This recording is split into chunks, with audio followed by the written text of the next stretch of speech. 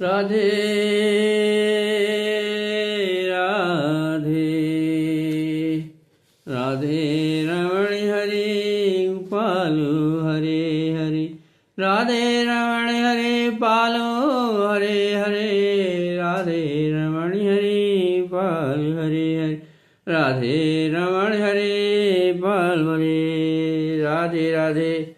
भक्तों, आज मैं आपके सामने फिर पुनः श्रीमद् भागवत गीता का अध्याय 3 दिव्य ज्ञान लेकर आपके सामने प्रस्तुत हुआ।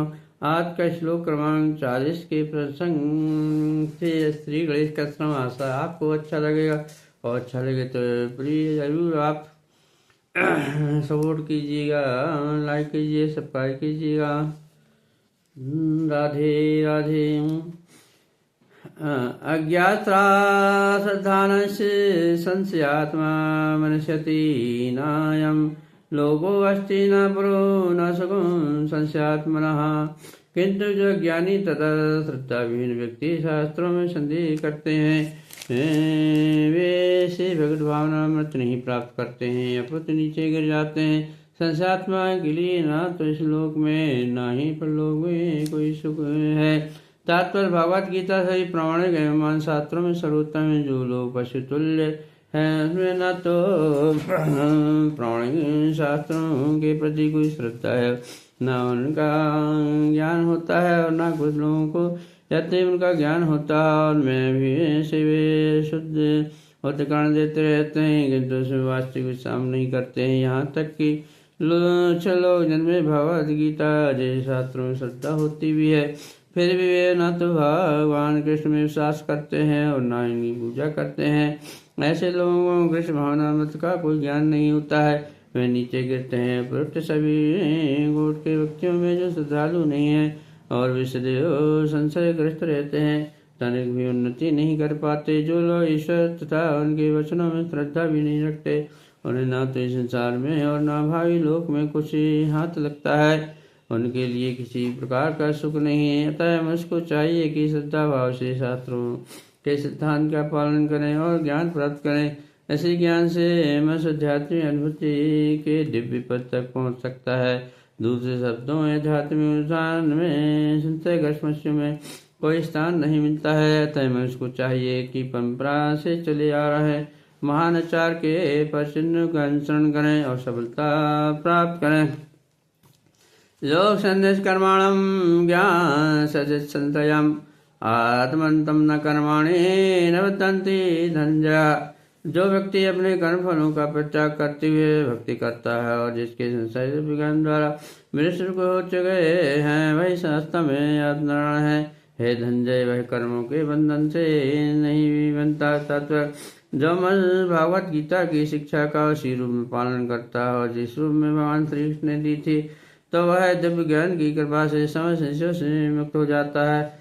पूर्णतः गुप्त भावना भावित होने के कारण उसे स्त्री भगवान के अंश रूप में अपने स्वरूप का ज्ञान पहले ही हो जाता है। अतः निसंदेह वह कर्म बंधन से मुक्त है। तस्मात् ज्ञान सम्भूतम हत नष्टम ज्ञान शनात्मनः चित्तेन संशयम् यो मत्यदिष्टो भारत। अतएव तुम्हारे हृदय में ज्ञान के कारण जो संशय उठे हैं, उन्हें ज्ञान रूपी शस्त्र से भी काट डालो। हे भारत, तुम योग से समर्थ होकर खड़े हो और युद्ध करो। तात्पर्य सिद्धाय में जिस योग पद्धति का उपदेश हुआ है, वह सनातन योग कहलाती है। इस योग में 2 तरह के यज्ञ कर्म किए जाते हैं। एक तो द्रव्य का यज्ञ, दूसरा आत्मज्ञान यज्ञ जो विशिष्ट आध्यात्मिक कर्म है। यदि आप साक्षात्कार के लिए द्रव्य यज्ञ नहीं किया जाता तो ऐसा यज्ञ भौतिक बन जाता है, किंतु जब कोई आध्यात्मिक या भक्ति से ऐसा यज्ञ करता है तो वह पूर्णतः होता है। आध्यात्मिक क्रियाएं भी 2 प्रकार की होती हैं, आत्मबोध तथा श्री भगवान विषयक सत्य। जो भगवत गीता के मार्ग का पालन करता है, वह ज्ञान की इन दोनों श्रेणियों को समझ सकता है और उसके लिए भगवान के अंश आत्मज्ञान को प्राप्त करने में कोई कठिनाई नहीं होती है। ऐसा ज्ञान लाभप्रद है, क्योंकि ऐसा व्यक्ति भगवान के दिव्य कार्यकलापों को समझ सकता है। अध्याय के प्रारंभ में स्वयं भगवान ने अपने दिव्य कार्यकलापों का वर्णन किया है।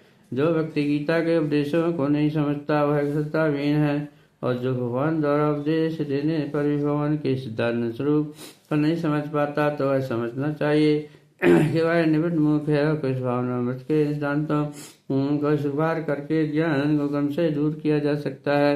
वह किस भावना मध्य वीर यज्ञ, ब्रह्मचार्य यज्ञ, गृहस्थ यज्ञ, इंद्र संयम यज्ञ, योग साधना यज्ञ, तपस्या यज्ञ, द्रव्य स्वाध्याय यज्ञ तथा वर्णाश्रम में भाग लेकर जागृत किया जा सकता है। ये सब यज्ञ कहलाते हैं और ये सब निमित्त कर्म पर आधारित हैं। किंतु इन सब कार्यकलापों के भीतर सबसे महत्वपूर्ण कारक आत्म साक्षात्कार है। जो इस उद्देश्य को खोज लेता है वही भगवत गीता का वास्तविक पाठ है। किंतु जो कृष्ण को प्रमाण नहीं मानता वह नीचे गिर जाता है। तब मनुष्य को चाहिए कि वह सेवा तथा समर्पण समेत किसी प्रमाणिक गुरु के दर्शन में भगवत गीता का किसी शास्त्र का अध्ययन करे। प्रमाणिक गुरु अंतकाल में से चली आने वाली परंपरा में होता है और वह परमेश्वर के उद्देश्यों से तनिक विवश नहीं होता है, जिन्हें उन्होंने लाखों वर्ष पूर्व सूर्यदेव को दिया था। वह है जिनसे भगवत गीता के उपदेश धरा धाम में आए। अतः गीता में ही व्यक्ति भगवत गीता के पथ का अनुसरण करना चाहिए और लोगों से सावधान रहना चाहिए जो आज श्रद्धा या वसन्यों का वास्तविक पथ से सब करते रहते हैं और भगवान निश्चित रूप से परम पुरुष हैं और उनके एक का दिव्य है। जो इस समझता है वह भगवत कहते हैं शुभारंभ करते ही इसी प्रकार श्रीमद् भागवत अध्याय दिव्य ज्ञान भक्त वेदांत राधे राधे। अध्याय 5 कर्मयोग। कृतभाव कर्म संन्यासम कर्मणा कष्टमनियों च संसार चेत्यरेकं तन्मे सुनिश्चितम्। अर्जुन का हे कृष्ण, पहले आप मुझे कर्म त्यागने के लिए कहते हैं और फिर भक्तिपूर्वक कर्म करने का आदेश देते हैं। क्या कृपा करके निश्चित रूप से मुझे बताएं ये दोनों कौन लाभप्रद है।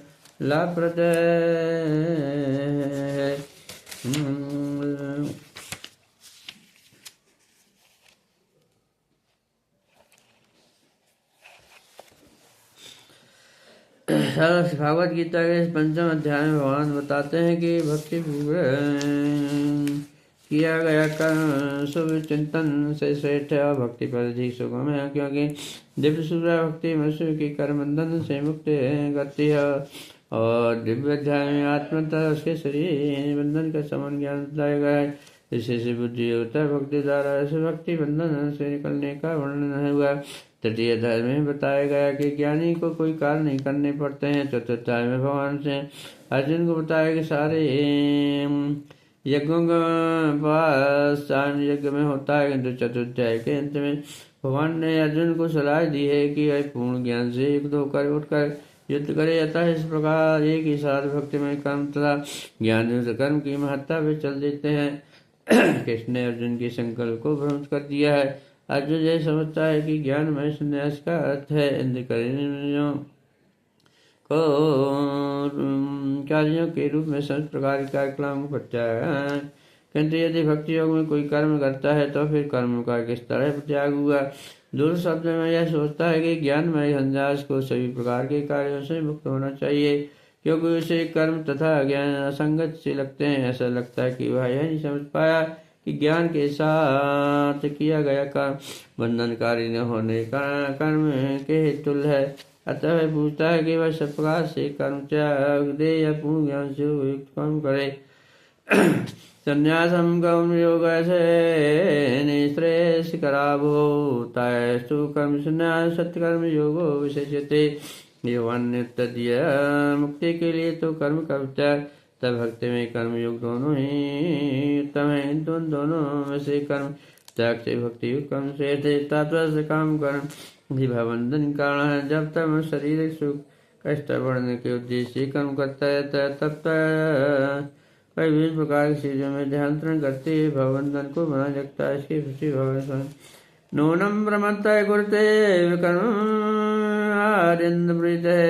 प्रोत न साधु यदात्मनो मयन् सन्नपि क्लेशतम् आश्रियम् पराभवस्ताद्बोध जातो यमन्न जिज्ञासतः आत्मत्तमम् यावत्तम क्रियास्तावात् जन्मनो वे कर्मात्मकं ये शरीर बंध्या एवं मनः कर्म वशं प्रयुक्ते अविद्यायातान्मन्यो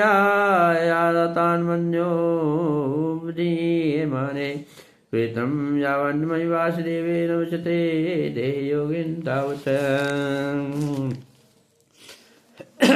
जो इंद्रिय के पीछे मत है कि वह यह नहीं जानते कि उनके क्लेशों से यह शरीर उनके विगत से काम कर्मों का फल है। यदि वह शरीर नाशवान है किंतु यह नाना प्रकार के कष्ट देता रहता है, अतः इंद्रिय के लिए कर्म करना शेषकर नहीं है।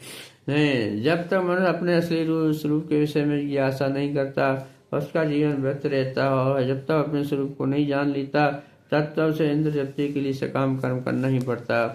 और जब तक वह इंद्र जप्ति की इस चेतना में फंसा रहता है तब तक उसका ध्यान करण होता रहता, भले ही उसका मन सकाम कर्मों में व्यस्त रहे और अज्ञान द्वारा प्रभावित हो, किंतु उसे वास्तविक भक्ति के प्रति प्रेम उत्पन्न करना चाहिए। केवल तभी वह भवबंधन से छूटने का अवसर प्राप्त कर सकता है। अतः यह ज्ञान ही मुक्ति के लिए प्राप्त नहीं है। जीवात्मा के स्तर पर मनुष्य को कर्म करना चुका, अन्यथा भवबंधन से उबरने का कोई अन्य उपाय नहीं।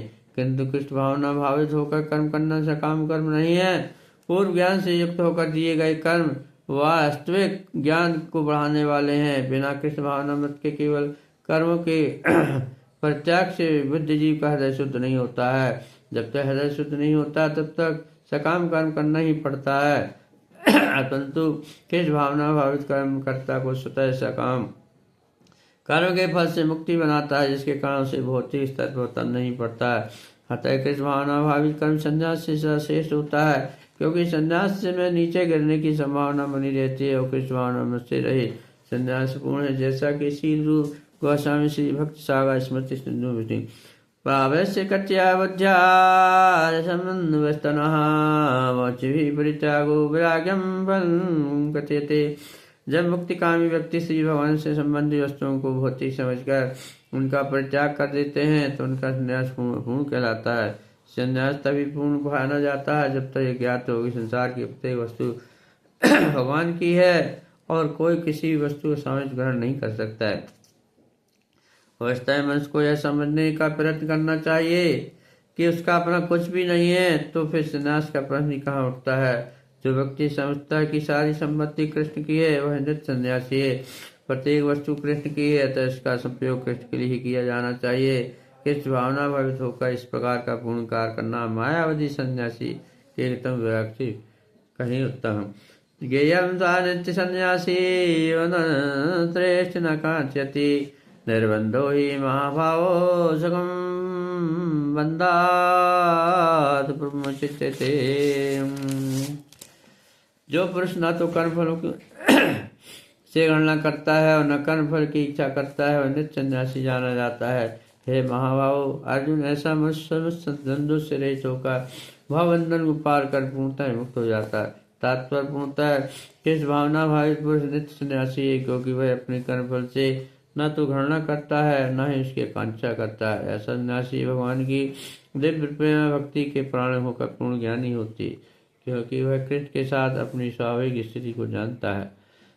वह भली बात जानता है देहता कि कृष्ण पूर्ण अंशी और स्वयं मात्र ऐसे ज्ञान पूर्ण, क्योंकि वह गुणात्मक तथा सकारात्मक रूप से सही। कृष्ण आत्म की भावना भ्रांत है, क्योंकि अंश अंशी की तुल्य नहीं हो सकता।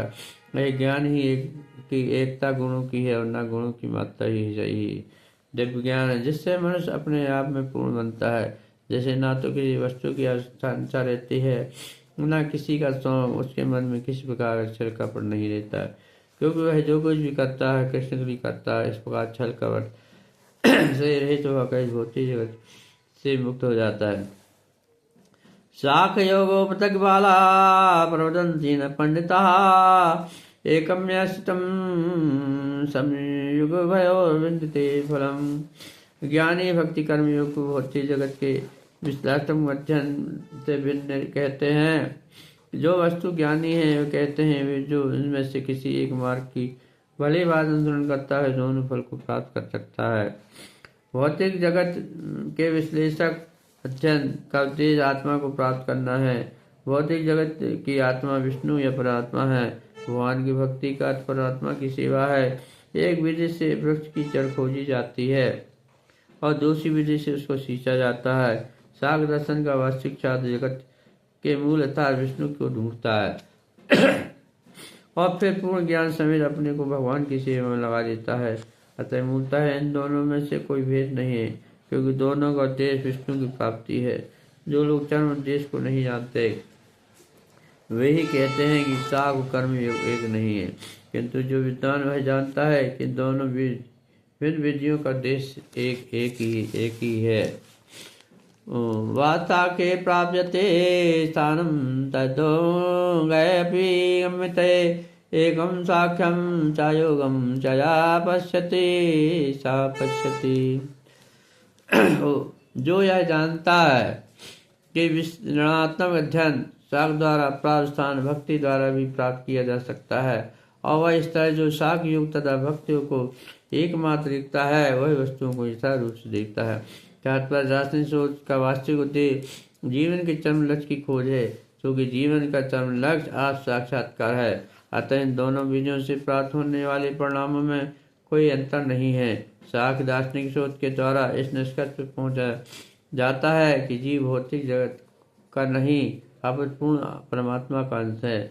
फलतः जीव आत्मा का भौतिक जगत से कोई सरोकार नहीं होता है। उसके सारे कार्य परमेश्वर से संबंध होने चाहिए।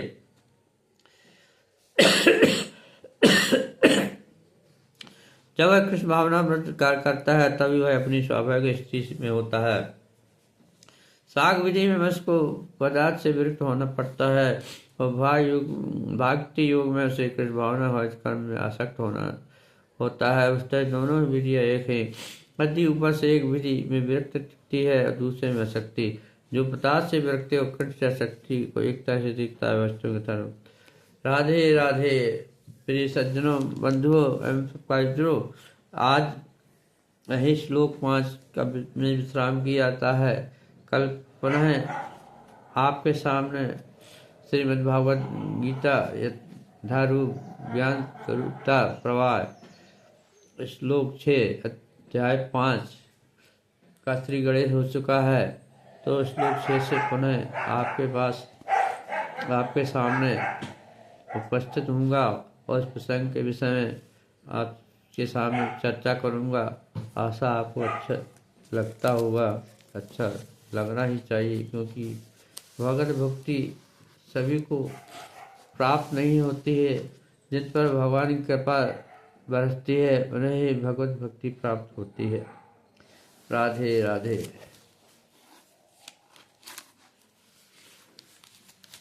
राधे रमण हरे पालु हरे हरे, राधे रमण हरे पाल हरे हरे। कृष्णा राधे राधे कृष्णा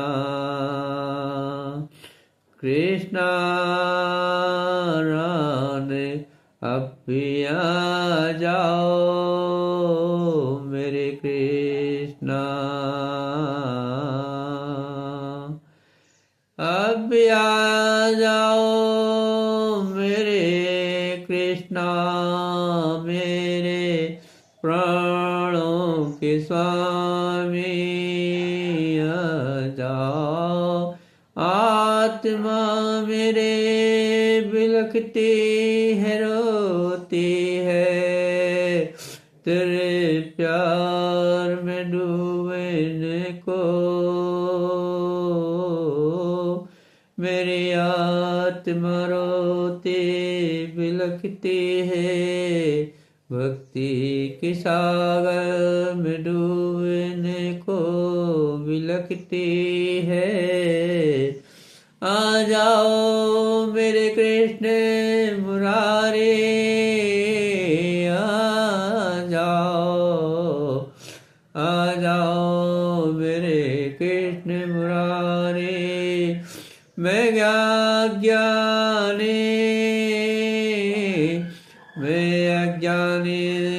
जानू न भक्ति तोरी।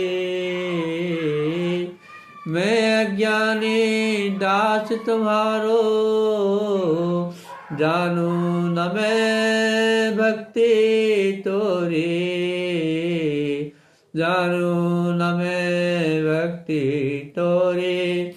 आ जाओ कृष्ण मुरारे, दर्श करा दो रोती है मैं आत्मा मेरी। आ जाओ दर्श करा दो, मुक्ति का द्वार खोलो प्रभु। मुक्ति का द्वार खोलो प्रभु, भक्ति का पान कराओ प्रभु। दर्श कराओ, दर्श करा दो। कृष्णा ओ कृष्णा, राधे राधे कृष्णा कृष्णा। राधे राधे कृष्णा कृष्णा।